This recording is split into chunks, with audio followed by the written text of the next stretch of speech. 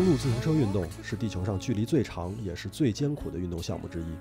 在一项最高水平的长距离公路车比赛中，车手一天所消耗的能量可以达到1万大卡，是普通人日常消耗的4倍以上。车手们只有通过极为充分而高效的能量补给，才能够支撑如此巨大的体力消耗。而每支车队中的厨师和营养师也都扮演着至关重要的角色。和其他许多顶级比赛相比，环奥赛的赛程较为紧凑，后勤接待工作也安排得十分周到。比赛期间，每日的正餐都由总部酒店希尔顿统一提供，因此各支车队并不需要专职厨师来照料车手们的饮食。在环奥赛期间，我们探访了希尔顿酒店专门为车手和比赛工作人员准备食物的厨房，请主厨来为我们介绍一下他们的工作。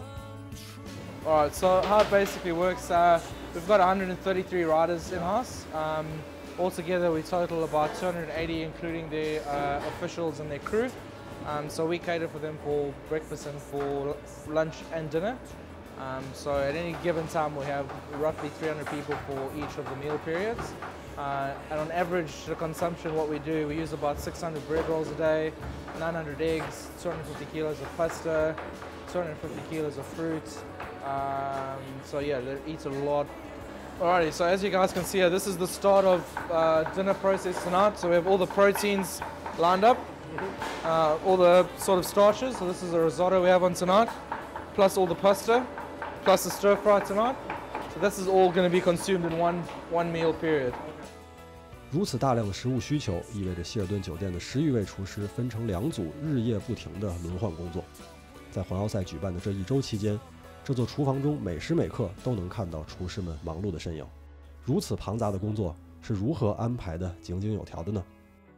So basically we are in meetings with the organisers 3 months before the event. From there we decide on the menus, and when the menus are finalised, we obviously as chefs get involved in the recipe development. So from there all the dishes have their own recipes made up. So for example, this tonight is a smoked chicken risotto. So we would have put that on this morning, just a classical sort of risotto based recipe. And then, yeah, so basically we have all the recipes already made up, and on any given day we'll give the chef a recipe and ask him to make X amounts of the product. On a buffet we've got quite a mixed variety of food. So obviously there's a lot of Italian based pastas and different sauces. There's a bit of English food with a couple of roasts on, and a little bit of American influence on the salads and stuff. So on a given spread we cater for quite a wide variety of different cultures and stuff on a buffet. 除了不同的口味选择之外，这些全球最顶尖的自行车运动员们在饮食方面有什么特殊的需求呢？ Some of them just bring their own cheeses and olive oils, but generally the food they pretty much have what we cater for. Just before the meal periods we have all the preparations getting done, and obviously the food gets replenished on the buffet every 20 minutes. We're changing over the food, so yeah, pretty strict process all around the hotel, because obviously we've got a lot of top athletes staying with us, so we have to make sure the quality they're receiving is of the highest standard. Yeah, the riders are a little bit more simple in terms of what we have to offer them, but in terms of volume they obviously eat a lot more than normal everyday stuff. So their food's pretty basic. All the pastas have to be kept separate from sauce, so yeah, they're pretty basic, but they just eat a lot of volume, especially before the race. They have a lot of carbs and a lot of fruit.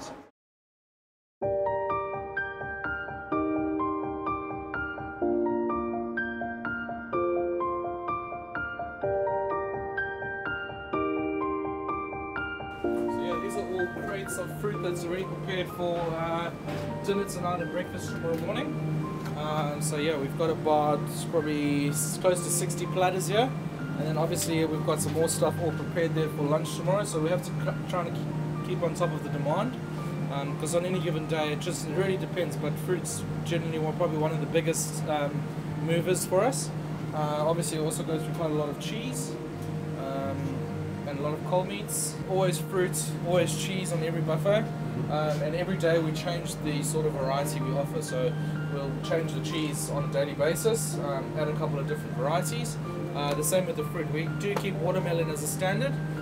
The other fruits sort of change on a rotational basis. Every sort of 3 days we put a different sort of fruits on the spread. Generally we work on about 10 different fruits, and we divide that up between the different days. Because at the moment we're only doing breakfast and dinner for them, because they're obviously riding riding out during the day. So dinner is quite a big meal at the moment, yeah. 正如主厨所说，车手们在比赛日的饮食安排和平时截然不同。在一顿富含碳水化合物的早餐之后，车手们在长达4-5个小时的比赛期间，只能依靠车队提供的补给袋中的食物来补充能量。我们来看看奥瑞凯绿刃车队的营养师克拉克为车手们准备了哪些食物。These are our musettes that we'll pass up to the bike riders at roughly the halfway point in the stage. In each musette, we will, at the moment in 2014, we had a power bar sponsorship. In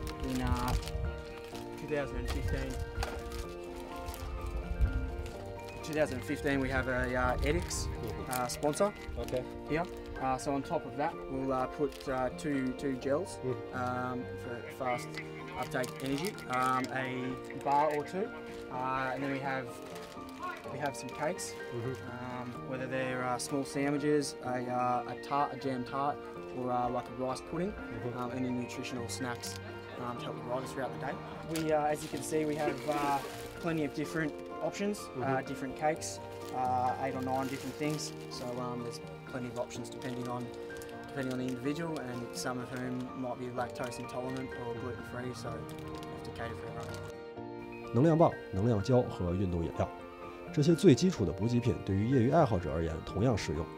我们应当如何从中做出选择呢？ The bar and the gel. There's not a great deal of difference. There's a lot of carbohydrates in the. There's a lot of carbohydrates in the gel. It's almost all carbohydrates. Depending on the bar, if you're eating an energy bar, there is almost all carbohydrates. There's a tiny little bit of protein. Might be a bit of sugar if it's coated in chocolate or flavour. For the rider, it's just it's a little bit easier, more convenient to take a gel. They just rip the top off it with their teeth and squeeze it down, so it's quite convenient, depending on the part of the race. In really hot conditions, sometimes we make the Gatorade slightly weaker, but that's about it. Just the quantity, obviously, is really important. If you need to check the weather and if it's going to be really hot, they might drink up to twice as much. 公路自行车是团队的运动，这里的团队指的不只是同队车手之间的配合，也包括车队工作人员上上下下的通力协作。一场场胜利的背后是车队所有工作人员的辛勤劳动，这也是这项运动的魅力所在。